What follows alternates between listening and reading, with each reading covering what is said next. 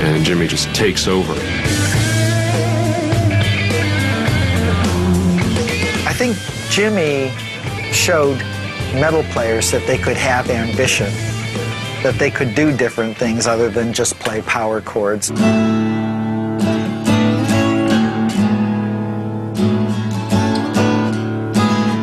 Having as much power that Jimmy had with his guitar, and then being able to go to something as beautiful as the mandolins he used in some of the songs, that takes tremendous talent.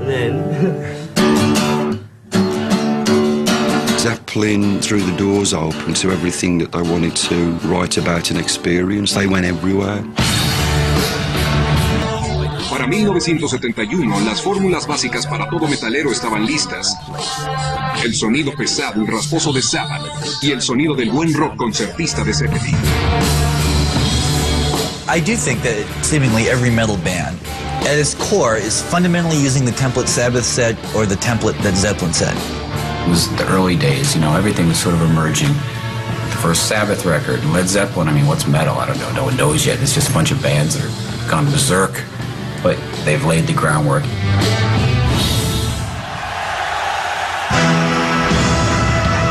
There are so many rock heroes. We need a rock villain. I want to be the rock villain.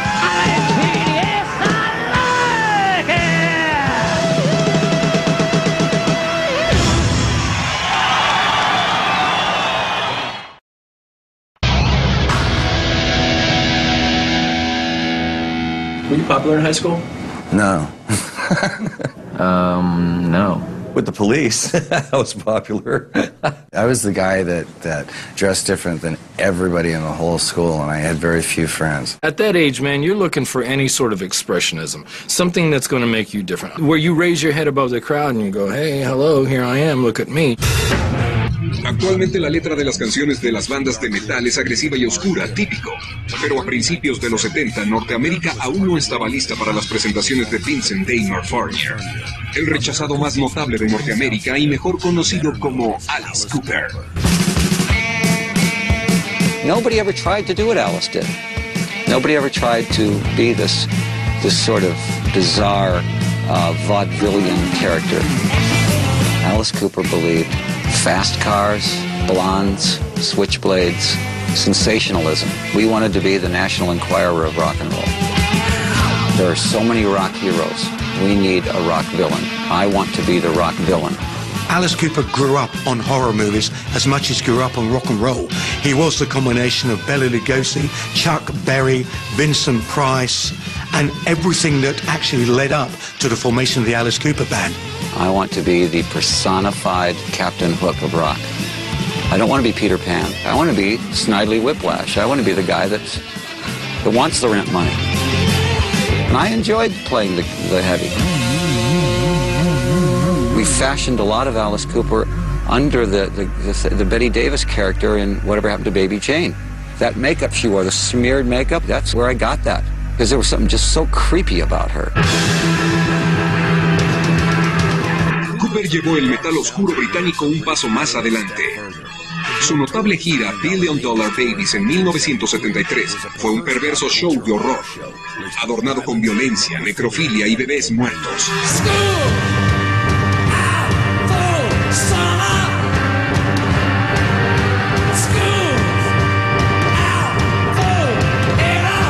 We were trying to create something that hadn't been done. And what hadn't been done was nobody had taken the lyrics and brought them to life. If you had a lyric like Dead Babies, with Alice, there's just no two ways about it. You have to show the audience that, not just sing about it. You use the stage as a canvas and you bring it to life.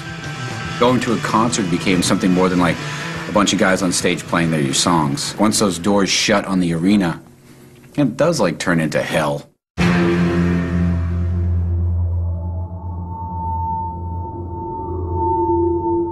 Heavy metal's always been about horror. If it was to be classified in the same way as we classify books or movies, heavy metal would fit in the horror section. An alienated young person is drawn to things that are dark. You're going through terrible transitions of being a teenager or whatever, and darkness feels real good to you. I'm attracted to the evil, period. You know, I always was as a kid. You know, it's like, you know, the worst stuff I could find, I'm like, that's what I want to buy. Some people take comfort in fluffy bunnies during adolescence. Some people like to take out the vivid, technicolor, violent fantasies and draw them on the back of exercise books. And then one day a band comes along that kids just go, that's exactly what I'm feeling! Now! I remember one time I was watching TV with my dad, and I must have been about 15 or 16 years old, and Alice Cooper was on TV, and you know, and I'm sitting there watching, my dad's sitting next to me, and I have no idea what's going through his head, and I'm watching, and all of a sudden I hear this voice, and it's my dad, and he looks over at me like this, and he's talking through his teeth like this, and he's really mad, you know, and he looks over at me, he goes, if you ever look like that, I will kill you. And I'm sitting there thinking to myself, yeah, Dad, wait till they get a load of me. My reputation sort of precedes me, you know, as far as killing chickens and biting people's heads off and killing babies. I never did that, for one thing. Have you got Colonel Sanders kills chickens. I don't.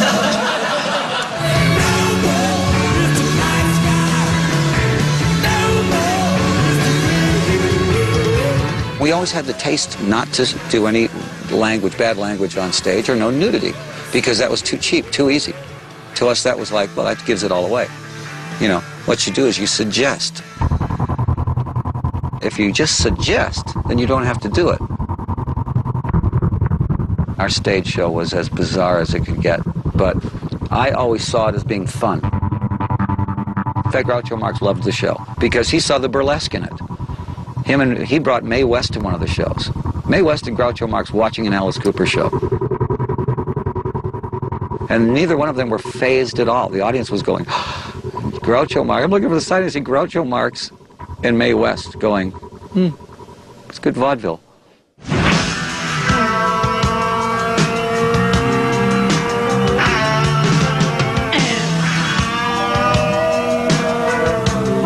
El heavy metal aprendió una valiosa lección. Alterar vende. La fórmula de Alice Cooper se sigue usando hoy. Evidentemente no nada más en los escenarios, sino que también en las letras, videos musicales y portadas de discos. The idea of opening the commercial floodgates of theatricality to rock and roll was something that I think we were responsible for. You're so far out on the limb when you're Alice Cooper that you're either going to be the biggest idiot of all time, or you're going to be considered like a groundbreaking genius, you know. Every time I'll see somebody do something, I go, you can find some old concert of Alice and go, look, he already did it. You completely ripped him off.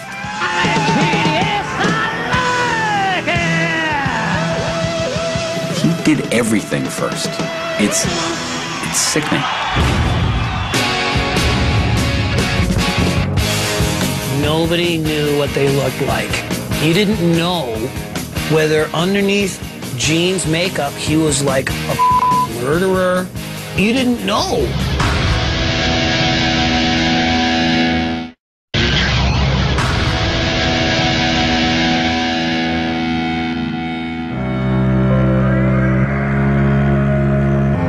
¿Qué tal si hubiera 4 Alice Cooper? ¿Qué tal si hubiera 4 tipos que pudieran ampliar los límites del heavy metal? ¿Qué tal si estos tipos